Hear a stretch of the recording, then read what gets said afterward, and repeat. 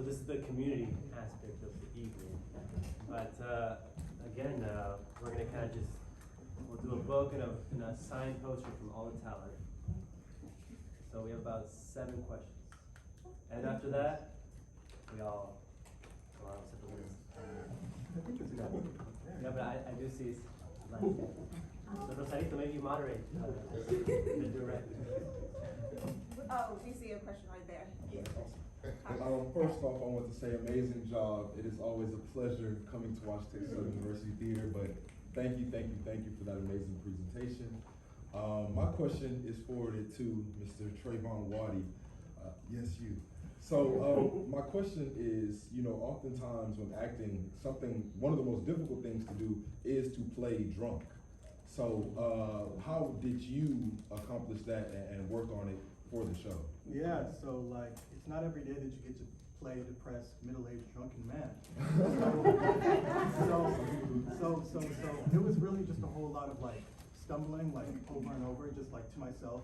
Like when we were at rehearsals, I would literally just start stumbling and like literally. And I guess it's kind of like, I don't know, it's kind of like making yourself feel dizzy, but it's, yeah. It was a work. It was something I had to work. Trayvon, I thought you'd say you just get drunk. That was an option. Method acting. Yeah. But it's also important to know that you have to still tell the story, right? You can't get lost in that dizziness and craziness because there's so much information that needs to be given to the audience. So it's important, an important balance.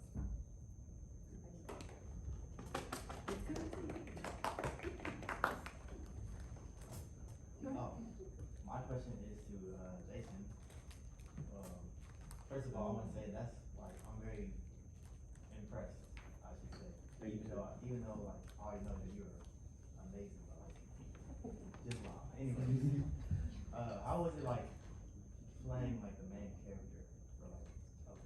I don't know. I didn't want to put myself in a position thinking it was just me being the main character because it takes every person to make me feel the way that I feel and to talk to them the way that I talk to them. Like, it's just something that I have to really consider, and it was a process, don't get me wrong. Like, I read this script probably like 15, 20 times.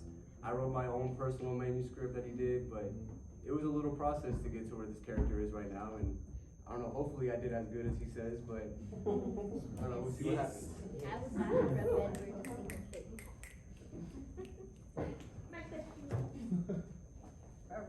Okay, so Ms. Rodriguez, my question for you is, how long or how difficult was it to adapt the play from his novel? So this process began in January with Iván presenting the manuscript, really sharing it with me. So I read through, how long is it printed? 343.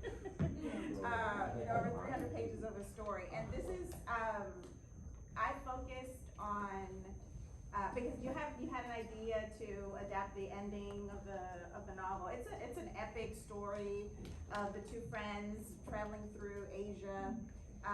But when we met, I said, I think that for me, the most important, or the thing that caught my attention, were the moments when they met in the present. And of course, we had to sprinkle in some past because there's so much story that they reveal as they go along. But it was that. So I can't really take much credit for it. She's just being modest. It's his words, but to me, it was that relationship, because it was both that unresolved issue with the love interest and the friend zoning 16 years ago, and also the loss of the daughter, right? So horribly, and that trauma. But yes, it was a process of several drafts, but it's all Iván's words, it's all his words. Oh, thank you. Yes. Hi, first of all, I want to say that you guys all did amazing. I really, really enjoyed the show. It was really, really great. I actually have 2 questions. Hope I'm not going long. My first question is, for the director, how was it, I would say, staging this play in such an intimate space versus, you know, being in a full-blown auditorium? How was that process for you, and what gave you ideas to stage it like this? So this is our main stage at TSU.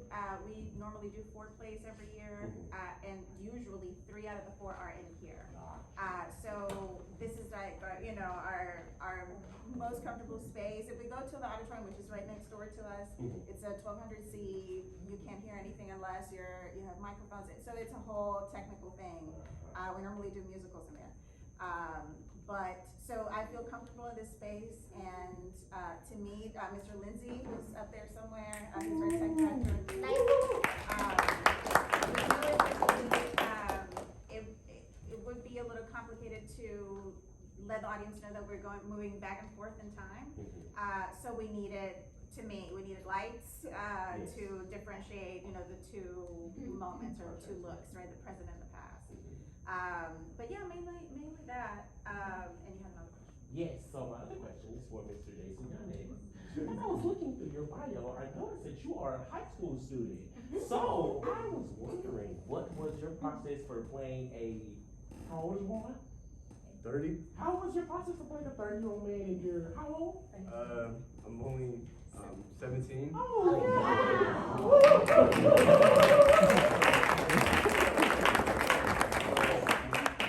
So yeah, tell me what your process was. Did you have any movies or any inspiration from directors? What was helping you? There's a lot that goes through a person's mind, better yet, as a father. I know that men go through a lot, especially being caregivers and being able to take care of people. One movie that I did watch, it was on Netflix. There's this father, he's with a wife and his kids. I'm pretty sure y'all have seen it before, but they end up going to trying to go to the store, and his wife or baby gets knocked out. And his whole mission is to find his little girl, because of course, he lost her literally out of the bloom of thin air. So he went to a hospital, tried to break her out, a whole bunch of crazy stuff, but just that urgency of just being able to play there and that age, especially the facial hair. I mean, that does a lot, don't get me wrong. Mainly just try to keep myself a bit more uplifted, mature, because of course y'all would have never guessed I was 17, but it's just a little thing that you have to Don't say it like that. But it was quite a challenge. I do enjoy doing this, and who knows what's next. My question is directed to Vanessa. How did it feel playing all those 3 roles, and how was it confusing? Was it confusing at all? It was a workout. That's what I felt. It was challenging, like having to run from one side to the other and just remembering, which is which. It took a little time actually, but you have to make your notes, kind of like practice, make sure that you know where everything goes. And I'm glad that they didn't have to use their wardrobe, like their backstage. I'm sorry. That way I can use both. So I was free to go, free to run. Yeah. I was gonna ask all the actors this. What was your first thought when I saw this amazing set? Yeah. I was like, there's too much newspaper, but it's like he was tearing working so much, so it kind of made sense too. Low-key, it was kind of crazy, I'm not gonna lie, because it confused me the most if I was reading this, or because of the floods, I put them up to cover up my walls, but who knows, it's a mystery. For me, I like clean and organized stuff. So to me, it was like trying to push stuff away. But I was like, okay, forget about it. This is not your house, so it works. It looks really nice, and it brings a lot to the story. Well, as an alumnus of the illustrious Texas Southern University, and an actor in the All I Can Spit Playhouse, 3 separate productions, I'm used to this. The work that Donyail Linsey does, our set director, is amazing. Always comes up with that. Always. It's beautiful. I loved it. As soon as I saw it, loved it. It encourages me to get better at my role, because the set is here, the environment is here. So Yeah. I want to add a detail too, and maybe like another round of applause for the set designer, Mr. Linsey. For those of you who are into the mise en scène and the details, the fine details of making something happen, the front page of this newspaper is about a Houston tragedy, somewhere there. So, and I was just completely shocked. Like he actually, went through. I was like, we got to tell this story as well. So. Feel free to, I guess, read it, but yeah, no, very detail oriented. And the questions? Oh, thank you. This is for the author. So it's actually two questions. Did you think that your book was gonna be a play where you were writing it? And the second question is there any sort of orality during the process? Like, do you read loud what you're writing to kind of get a feel of the rhythm? I don't remember one writer once said that a good phrase deserves to be well allowed. Is that something that you do when you're writing? Absolutely. So the first part was about, had I ever imagined this would be adapted? Absolutely not. And actually to double back on the question of how it was to adapt it, how to adapt a novel that had no idea of adapting it. Like these characters go to 5 different countries in Southeast Asia. It's also set during a thunderstorm, a hurricane. Like I'd never ever imagined it could be brought on stage, but Rosarito actually found the beating heart of the story and really cut a nice 20-minute, 25-minute piece. So no, I was completely shocked, and also the details. Like I didn't write things like when they were counting the number of eggs that were retrieved. That was all Rosarito, completely like part of the stage, and a lot of other small little details, like the fact that the daughter.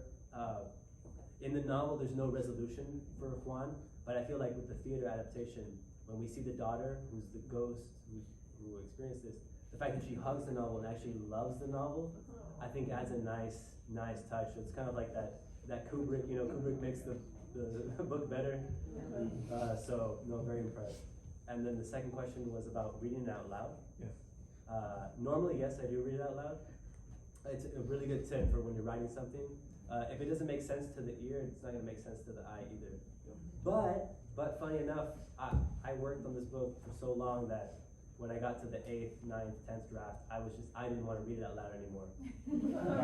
So a lot of the lines, I don't know, I was kind of getting this maybe from Jason. I kind of got this like Shakespearean, like this.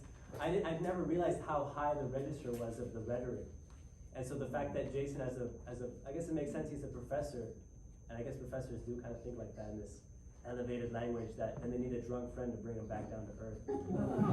But no, like I never thought it would be on the stage. I'd never read it. If I knew it, I would have read it out loud. But no, I hadn't even read a lot of this work out loud, and so it had this very thick prose to it, which this team really brought out. So I'm really impressed.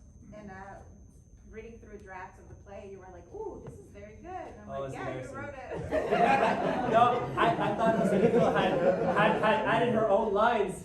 And so, like when you're working with someone, you want to be a nice collaborator, like, "Oh, that's such a great line. I love what you did." She's like, "No, you wrote it." And I felt like an ass, like I was complimenting myself.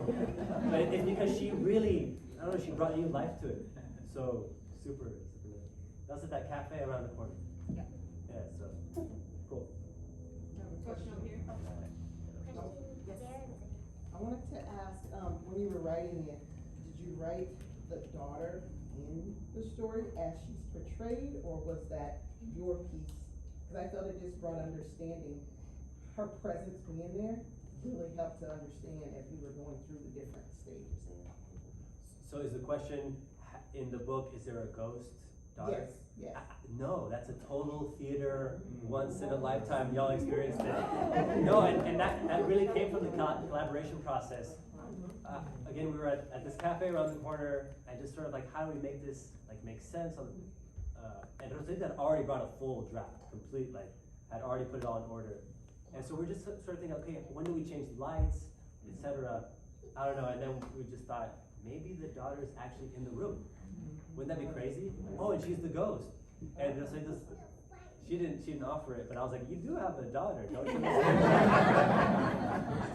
And I didn't even know that she was a rising star on the stage. So that was really awesome. Just I guess a bunch of coincidences, Yeah. and it's just for the stage. And I remember telling her, because I was a little worried, because the text is so dense and the story is so terrible. But I remember telling her, well, are you interested in playing a kid who's dead and, you know, it's a terrible death? She's like, yes. So. Excellent job. Yes, yes, great job.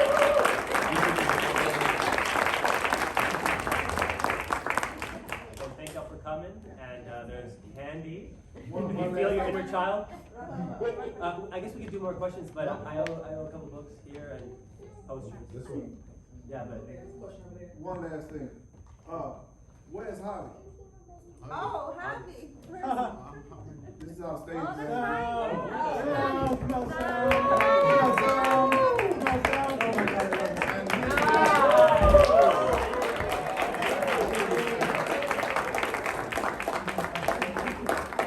He did an amazing job. It was a family affair.